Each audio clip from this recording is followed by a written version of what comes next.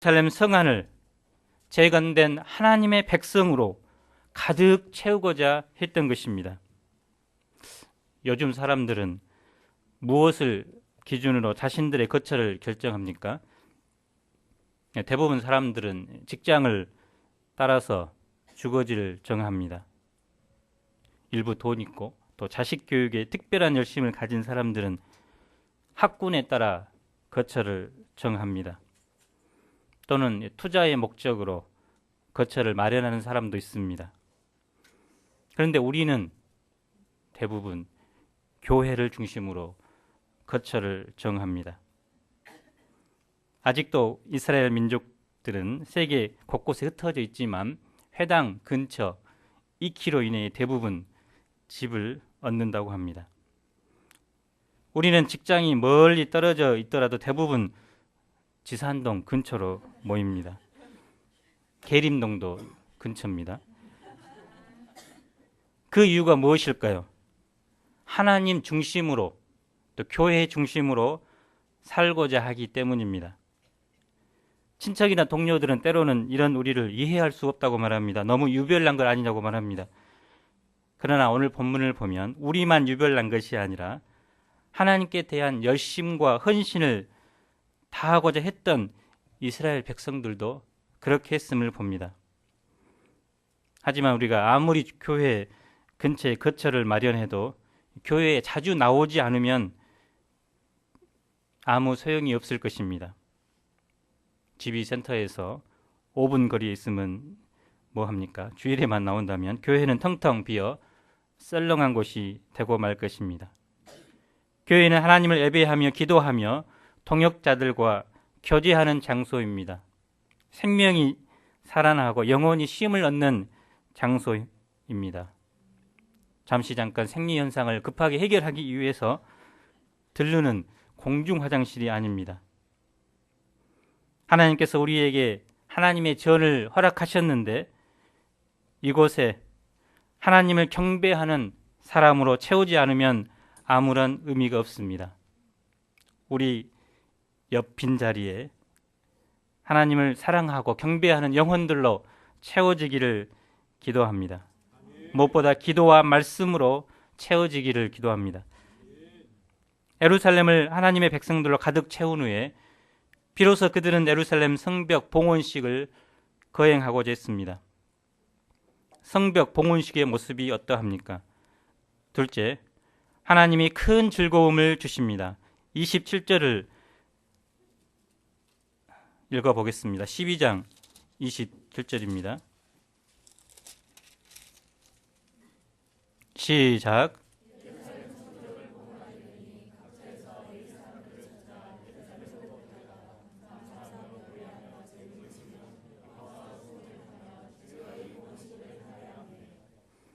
봉헌식은 영어로 dedication, 즉 헌납, 헌정하는 것으로 새로 지은 예루살렘 성을 하나님께 바치는 예식입니다.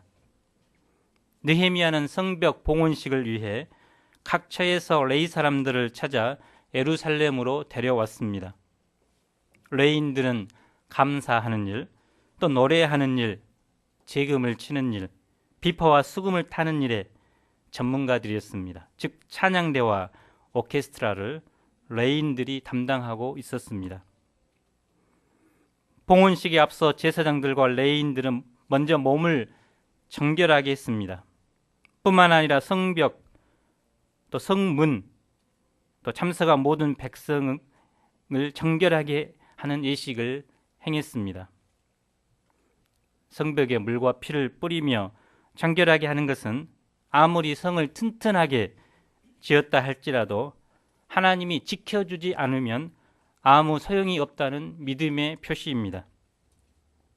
정결의식이 끝나자 느헤미야는 유다 방백들과 또 감사 찬송하는 자의 큰 무리를 둘로 나누어 성벽 위로 대오를 지어 나아가게 했습니다. 한 무리는 오른쪽으로 해서 성벽을 따라 돌게 하고 다른 한 무리는 왼쪽으로 행진하게 했습니다. 그들은 성벽을 한 걸음 한 걸음 걸으면서 나팔을 불고 찬양을 했습니다. 성벽을 한 걸음 한 걸음 밟아 나가는 그들의 감격이 어떠했을까요? 지난날 성벽을 건축하면서 고생했던 순간들이 주마등처럼 스쳐 지나갔습니다. 그때는 정말로 성벽을 건축하는 일이 너무 힘들어 포기하고 싶었습니다. 특히 원수들의 유혹으로 한 손에 병기를 잡고 한 손에 일을 하며 밤을 낚아채 지낼 때는 너무나 고생스러웠습니다. 산더미같이 쌓여있는 흙무더기를 보면서 우리가 성을 건축하지 못하리라 하며 절망했던 날도 있었습니다. 그러나 그런 고생 끝에 마침내 성벽이 건축되었고, 이렇게 지금 자신들의 발로 그 성벽 위를 걷고 있으니 꿈만 같았습니다. 마침내 성벽을 다 돈 후 감사 찬송하는 두 무리가 하나님의 전에 섰고, 나팔수들은 나팔을 잡았습니다. 찬양대는 에스라히야 지휘자의 지휘에 맞춰 크게 찬송을 했습니다. 이렇게 봉헌식을 해간 그들의 기쁨이 어떠했습니까? 43절을 한번 읽어보겠습니다. 시작. 이날에 우리가 큰 제사를 드리고 심히 즐거워하였으니 이는 하나님이 크게 즐거워하게 하셨습니다.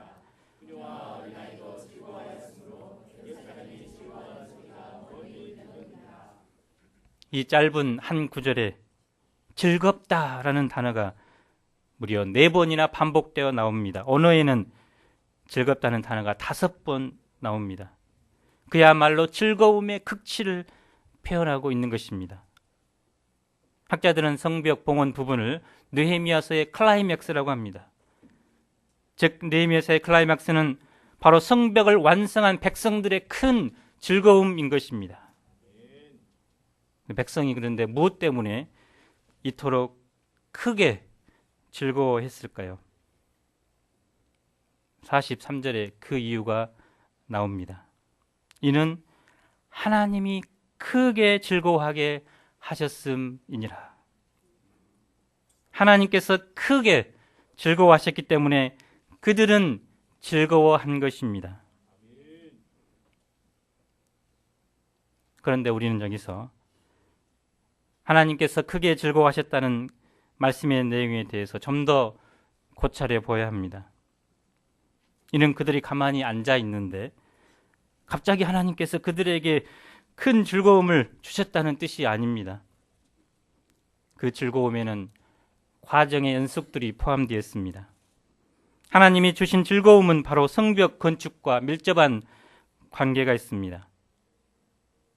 느헤미야가 성벽 건축을 제안했을 때 백성들은 성벽 건축을 위해 먼저 하나님의 선한 도우심을 믿어야 했습니다. 그들은 성벽을 건축을 위해 물질도 헌신했습니다. 그들은 노동력도 투자했습니다. 또 심한 마음고생도 겪었습니다.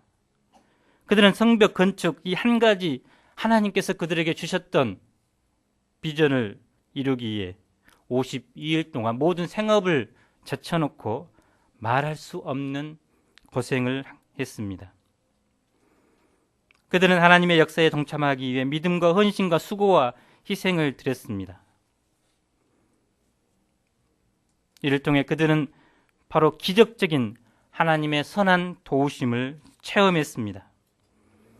그들은 과거 역사 속에 계신 그 하나님이 바로 그들과 함께 하신 살아계신 하나님임을 목격했습니다.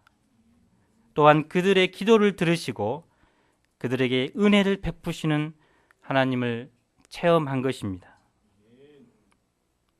그러므로 성벽의 완성은 단순한 건축물의 완성이 아닙니다. 그것은 이스라엘 백성과 하나님의 만남이었고 하나님의 역사에 동참하는 은혜를 입은 결과였습니다. 이제 그들은 자신들이 망하고 버림받은 자들의 후손이 아니라 오히려 하나님이 그들을 택하시고 귀하게 사용하는 최고의 존재들인 것을 깨달았습니다. 옛말에 고생 끝에 낙이 온다는 속담이 있습니다. 이 말은 100% 진리는 아니지만 어느 정도는 진리입니다. 그래서 열심히 고생해서 공부하면 좋은 점수를 얻은 후에 즐거움을 누리잖아요. 고생하면서 연구를 하면 좋은 성과를 얻고 또 상도 받는 즐거움도 맛봅니다. 그러나 세상 만사가 꼭 그렇게 되는 것은 아닙니다. 고생을 죽도록 해도 낙을 얻지 못하는 사람도 있습니다. 고생만 하고 인생이 끝나는 사람도 있습니다.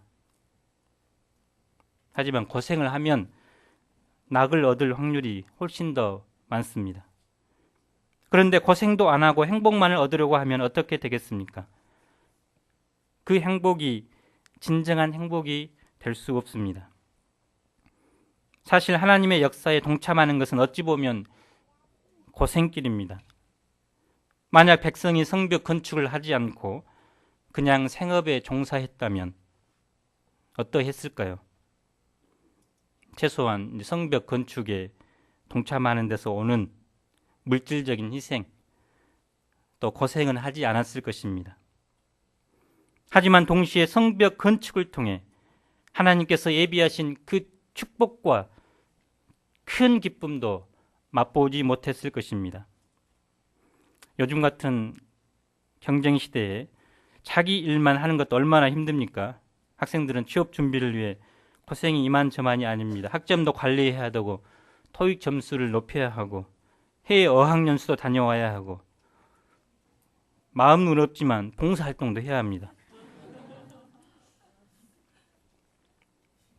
학사로서 가족의 생계를 위해 아침부터 저녁까지 직장에서 파김치가 되기까지 일을 해야 합니다. 집에 돌아오면 숟가락들도 들을 힘 없이 침대 속으로 파묻힙니다.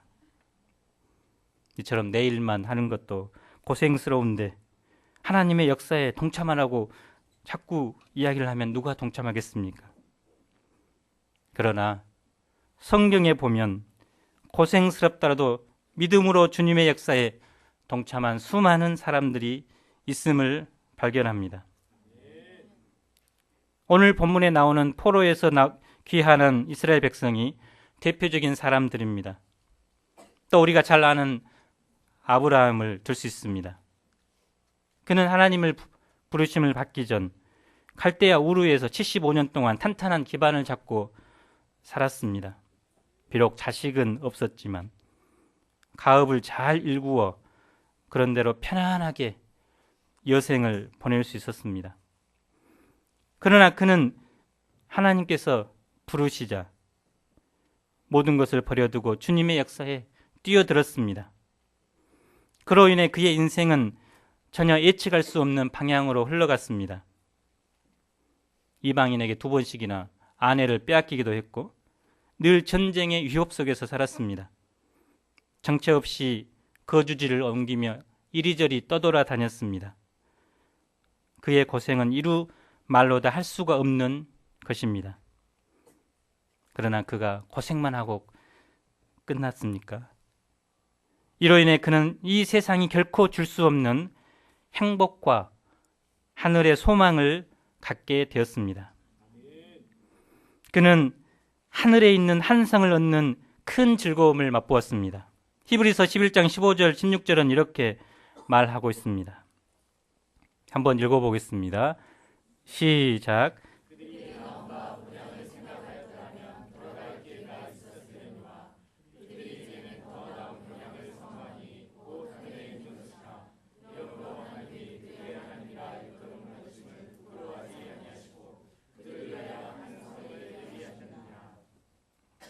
뿐만 아니라 우리의 믿음의 주 예수님도 자신을 따르는 우리에게 진정한 행복의 비결을 가르쳐 주셨습니다. 예수님은 십자가를 지심으로 그 후에 있을 부활의 기쁨을 누릴 수 있음을 보여주셨습니다. 자기 일에다가 덤으로 하나님의 일을 하는 것은 분명 쉽지 않은 길입니다. 그러나 거기에는 고생만 있지 않습니다. 하나님께서 주시는 큰 즐거움, 세상 어느 곳에서도 맛볼 수 없는 영혼의 행복을 얻게 됩니다.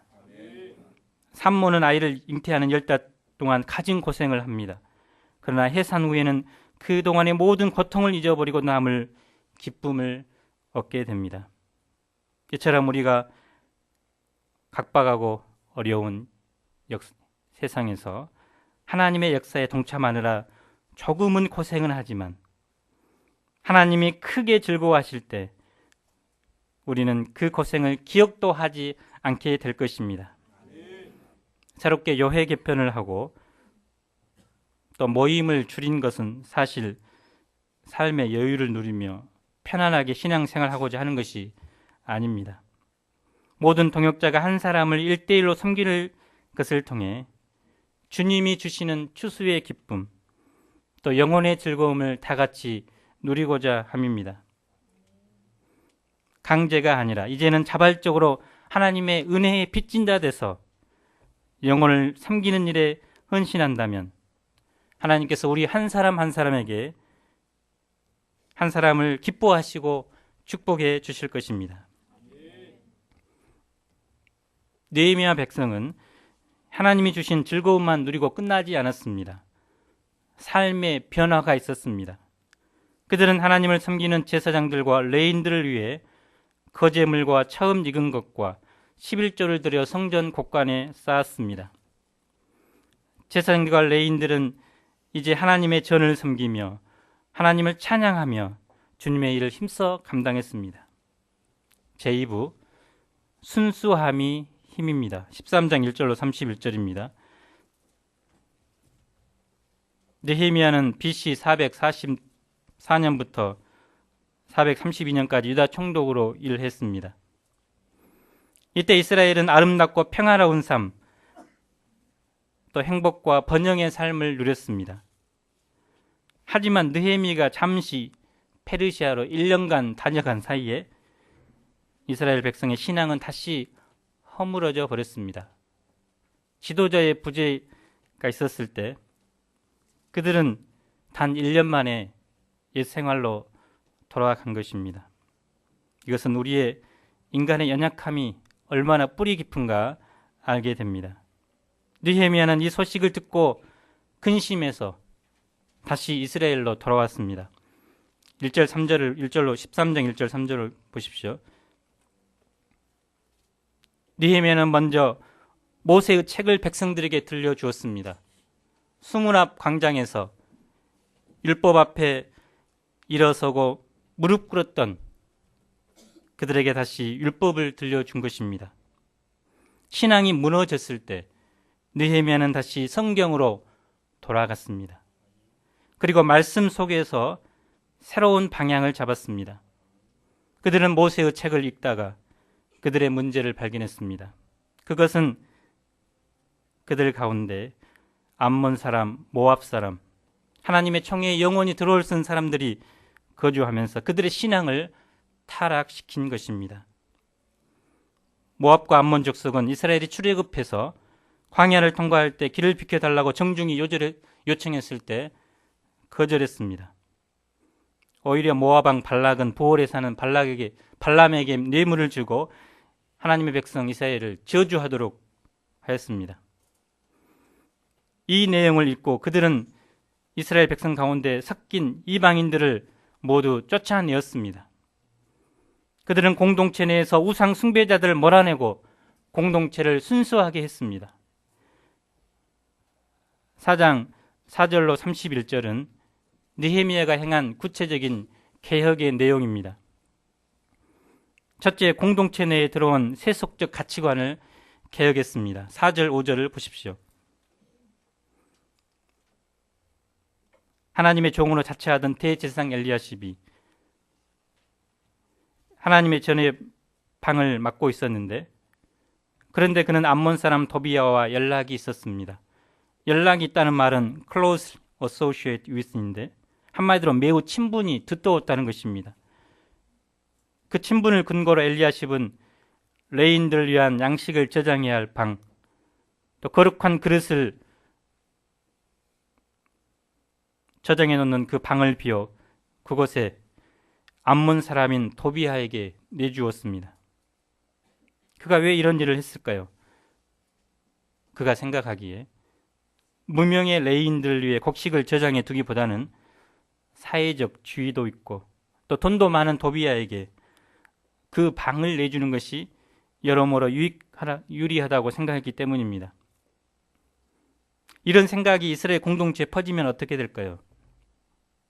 이름도 없이 또 빛도 없이 하나님을 섬기는 것보다도 믿음도 없고 그렇지만 사회적 지위와 돈을 가진 이방 사람이 더 귀하다는 가치관이 팽배하게 됩니다.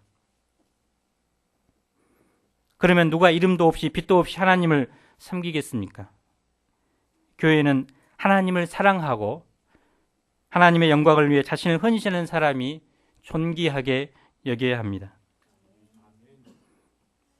하나님을 섬기는 사람이 없어지면 어떻게 됩니까? 이스라엘은 존재의 의미가 없어집니다. 교회는 사교적인 모임으로 정치적인 모임으로 전락하게 될 것입니다. 그러므로 이런 생각이 이스라엘 공동체 속에 들어왔다는 것은 영적으로 큰 위기입니다. 느헤미야는 심히 근심하며 도비아의 세간을 방 밖으로 모두 던져버렸습니다. 그리고 그 방을 깨끗이 청소한 후 다시 하나님의 전의 그릇과 소재물과 유향을 그리로 들여놓았습니다. 둘째로 물질 중심이 된 백성들의 가치관을 개혁했습니다. 10절을 보십시오.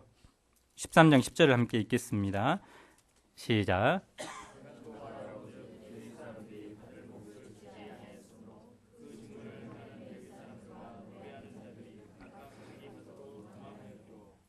레위 사람들은 원래 12지파의 한 지파로 이스라엘의 장자를 대신해서 하나님께 드려진 자들입니다. 이스라엘 사람들은 자신들의 귀한 장자를 성전 일을 위해 바쳐야 했는데 레위인들이 대신 드려져서 성전에서 힘든 일을 한 것입니다. 그들에게는 따로 먹고 살 기업이 없었기 때문에 이스라엘의 나머지 지파들이 자기 소산의 11조를 하나님께 드렸고 하나님은 그것으로 레위인을 먹여 살렸습니다. 처음 성벽과 성전이 재건됐을 때는 이 11조도 회복되었습니다. 그러나 백성들은 느헤미야가 1년간 바사에 간 사이에 이 일을 중단해 버린 것입니다. 레위 사람들이 이제 받을 것을 주지 아니하였으므로 그들은 각자 지방으로 돌아가서 농사를 지어야 했습니다. 11절을 보십시오. 느헤미야는 민장들을 꾸짖었습니다. 하나님의 전이 어찌하여 버린 바 되었느냐. 그들이 레위인을 버린 것은 결국 하나님의 전을 버린 것입니다. 레위인들이 떠나버리니 성전 제사도 폐해지고 불이나 향도 피워지지 않고 관리가 안 되어 성전은 썰렁하게 되었습니다. 모세는 예전에 이렇게 경고했습니다. 내 성읍에 거주하는 레위인은 너희 중에 분깃이나 기업이 없는 자이니 또한 저버리지 말지니라. 그런데도 백성들은 11조도 내지 않고 레위인들을 저버린 이유가 무엇일까요? 그것은 물질에 대한 탐심이었습니다. 이제 바벨론에서 돌아온 때이기 때문에 가뜩이나 먹고 살기도 힘든데 자기 소산의 10분의 1을 드리는 데 대해서 힘든 생각이 들었습니다. 어서 돈을 모아 이방인들처럼 집도 사고 차도 사서 겨울이면 스키장으로 놀러 가고 싶었습니다. 그런데 11조가 문제였습니다. 11조만 조금 더 저축하면 그렇게 할 수 있을 텐데 그래서 그 11조를 내지 않았습니다. 이때 느헤미야는 민장을 꾸짖고 레위 사람들을 불러 모아 다시 그 처소에 세웠습니다. 이에 온 유다가 곡식과 새 포도주와 기름의 11조를 가져다가 곡간에 드리게 되었습니다. 셋째, 안식일에 대한 개혁입니다. 15, 16절을 보십시오. 느헤미야가 본즉 유다에서 어떤 사람이 안식일에 술틀을 밟으며 술을 만들고 있었습니다. 또 곡식단을 나귀에 실어 운반하며 여러 가지 짐을 지고 성에 들어와서 장사를 했습니다. 세계적인 장사꾼인 두로 사람들은 예루살렘에 거하며 물고기와 각상 수입품을 가져다가 안식일에 유다 자손에게 팔았습니다. 그들이 이렇게 안식일을 지키지 않는 이유가 무엇이었을까요? 이는 하루라도 더 일해야 잘 먹고 잘 살 수 있다는 생각 때문입니다. 그들은 탐심 때문에 율법을 지키지 않았습니다. 그러나 사실 이는 하나님의 진노를 쌓는 일이었습니다. 이스라엘이 과거에 비참하게 되었던 것도 조상들이 안식일을 지키지 않아 하나님의 진노를 받았기 때문입니다. 느헤미야는 다시 그러한 일이 되풀이 되어서는 안 된다는 생각 때문에 안식일을 철저하게 지키도록 명령했습니다. 우선 안식일에 일하고 물건 파는 백성들을 책망하고 그 일을 그만두도록 했습니다. 또 모든 성문을 닫도록 하고는 자신의 종자 며칠 성문마다 세워서 안식일에 아무 짐도 들어오지 못하게 했습니다. 예루살렘 성 밖에서 노숙을 하며 안식일에 들어올 기회를 요리조리 엿보던 상인들에게는 너희가 어찌하여 성 밑에서 자느냐, 다시 이같이 하면 내가 잡으리라 하며 쫓아버렸습니다. 또 레위 사람들을 명하여 몸을 정결하게 하고 성문을 지키게 하므로 백성들이 안식일을 거룩하게 하도록 했습니다. 우리가 안식일을 지킨다는 것은 어떻게 하는 것을 말합니까? 바로 거룩한 주일 우리가 세상 일을 모두 내려놓고 천지를 창조하신 하나님께 신령과 진정으로 예배를 드리는 것입니다. 예배를 통해 일주일간 살아간 영혼의 생수를 공급받는 것입니다. 뿐만 아닙니다. 예수님처럼 사람 살리는 일을 하기 위해 또 양들을 예배에 초청하고 또 과거 청교도들처럼 예배 후에 성경 공부를 하거나 또 하나님을 생각하고 하나님과 사귐을 갖도록 일주일에 하루를 띄워놓는 것이 바로 안식일입니다. 넷째, 가정에 대한 개혁입니다. 느헤미야가 예루살렘을 조사해 보았는데 유다 사람이 아스돗 즉 블레셋 여인과 암몬과 모압 여인을 맞아 아내로 삼았습니다.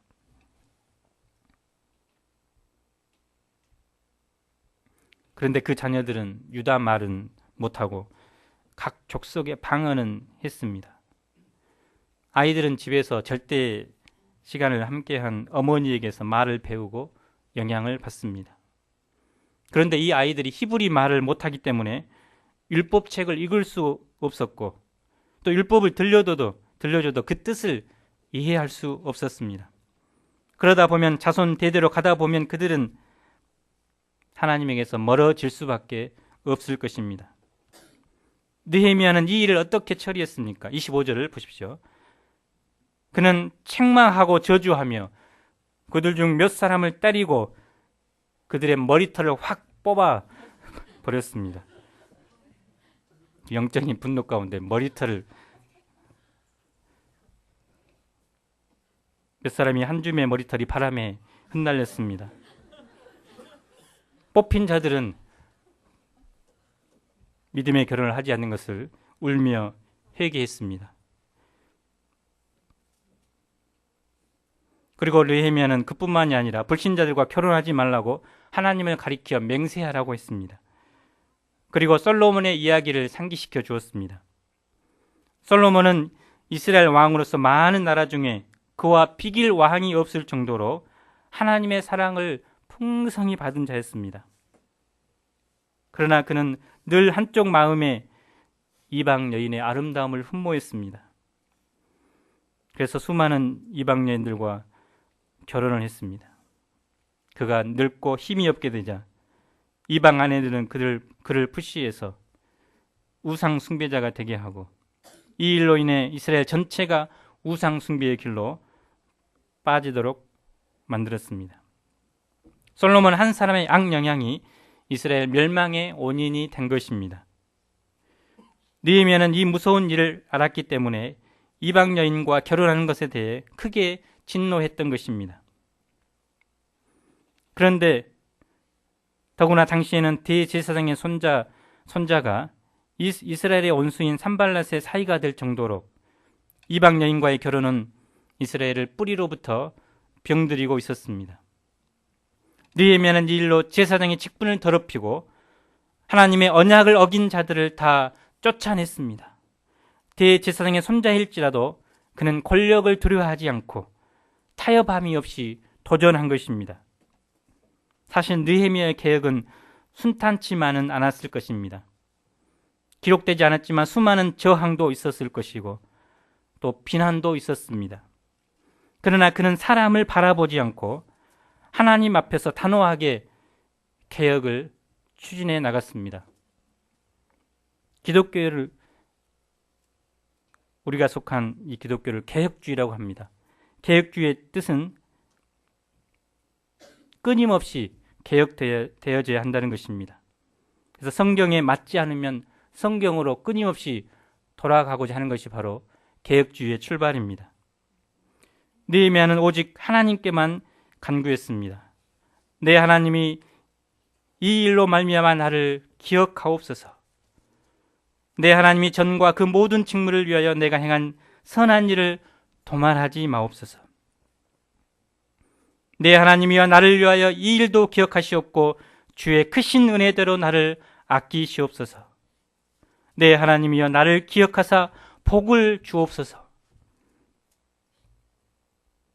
결론적으로 30절을 한번 읽어보겠습니다. 시작.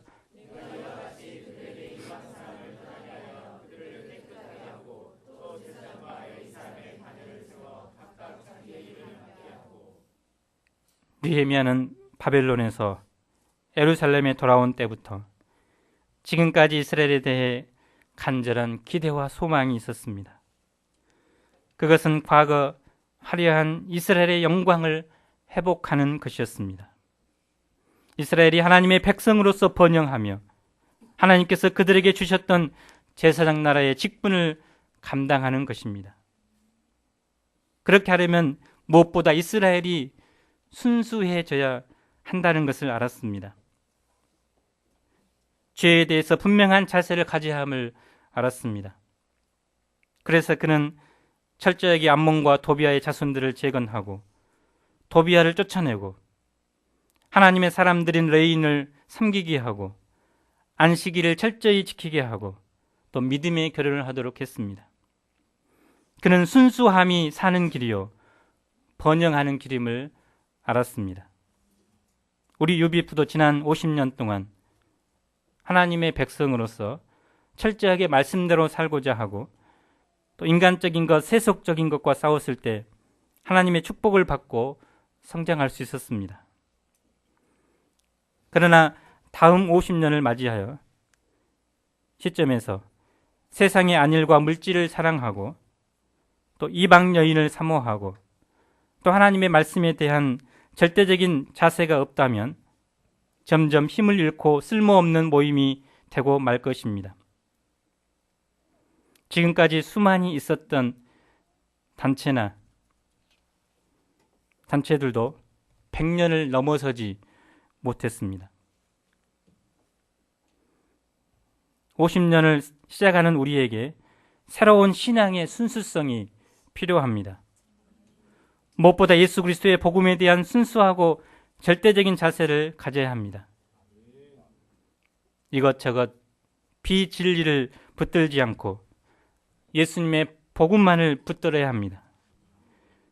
우리는 물질적이고 쾌락적인 세상에 살면서 이스라엘 백성처럼 세상을 흠모할 때가 많습니다.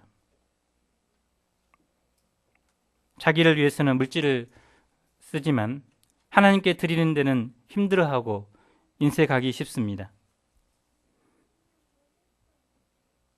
청년들도 이 세상에 자매나 형제를 흠모하고 또 쾌락적인 것을 은밀하게 사모하기 쉽습니다. 우리는 다시 한번 복음의 진수를 회복해야 합니다. 또한 우리는 말씀에 대한 열정을 회복해야 합니다. 이 시대의 화두는 소통과 공감입니다. 안철수, 박정철, 김재동 같이 젊은이들과 소통하는 사람들이 인기가 있습니다. 그들이 말하는 것이 비록 진리는 아닐지라도 그들의 말에 젊은이들이 열광하고 감동을 합니다. 동국대에서 그중 한 사람의 강의가 있었는데 끝나고 나서 젊은이들이 갑자기 막 우는 사람들이 있었다고 합니다. 은혜 받았는가 모르겠죠. 그들의 심정을 이해하고 해답은 주지 못했을지라도 심정을 이해해주는 공감이 있었기 때문에 그들이 감동한 것입니다. 우리도 이 시대 젊은이들과 소통하고 그들의 생각과 삶을 이해하고 나누기 위해서는 자신을 낮춰야 합니다. 그러면서도 그들을 이해할 뿐만 아니라 안철수 씨가 가질 수 없는, 우리만이 가지고 있는 강력한 무기인 성경의 진리로 그들을 섬겨야 합니다. 안철수 씨의 말은 사람을 감동시키지만 변화는 시키지 못합니다. 그러나 성경은 사람을 감동, 변화, 구원을 줍니다. 하나님께서 복음의 열정을 우리에게 주셔서 이 시대 영혼들을 섬기는 목자들로 저희를 사용하여 주시기를 기도합니다. 순수함이 힘입니다. 불순물이 끼면 힘이 나오지 않습니다. 기름에 불순물이 들어가면 불완전 연소가 되어 온전한 힘을 발휘하지 않습니다. 우리가 순수함으로 한 영혼을 섬기는 저와 여러분이 되기를 기도합니다. 요절 말씀으로 느헤미야 13장 30절을 읽겠습니다. 시작.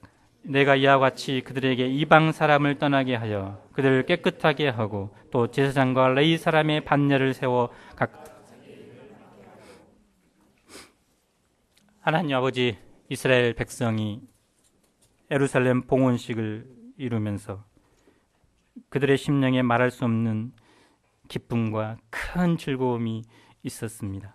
그 기쁨의 원인이 바로 하나님께서 주신 큰 즐거움이었습니다. 성벽을 건축하느라 자신들의 삶을 희생하며 헌신하며 수고했던 그 과정들, 또 하나님의 선한 손이 함께했던 것, 또 그 과정을 통해 살아계신 하나님을 만났을 때 그들은 세상이 줄 수 없는 영혼의 즐거움을 누렸습니다. 우리도 신앙생활 하면서 주님께서 주시는 큰 즐거움을 누릴 수 있도록 축복하여 주십시오. 특별히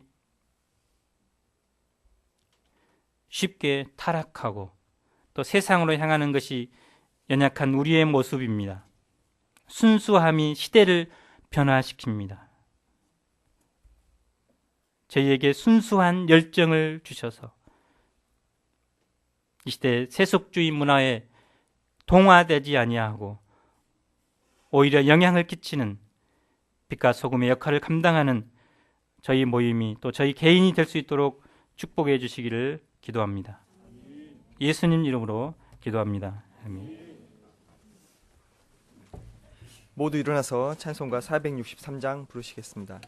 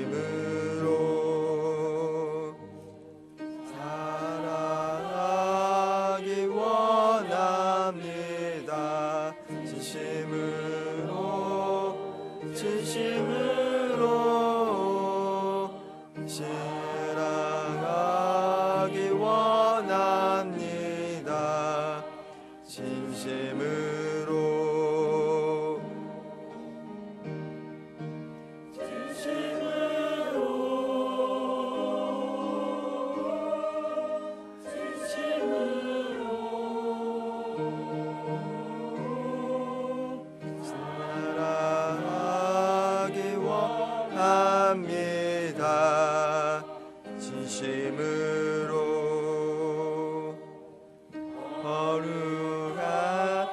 원합니다. 진심으로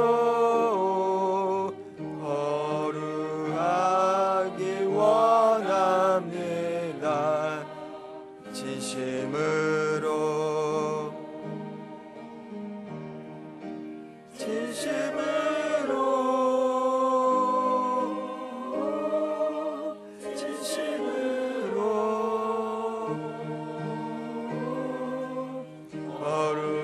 거룩하기 원합니다.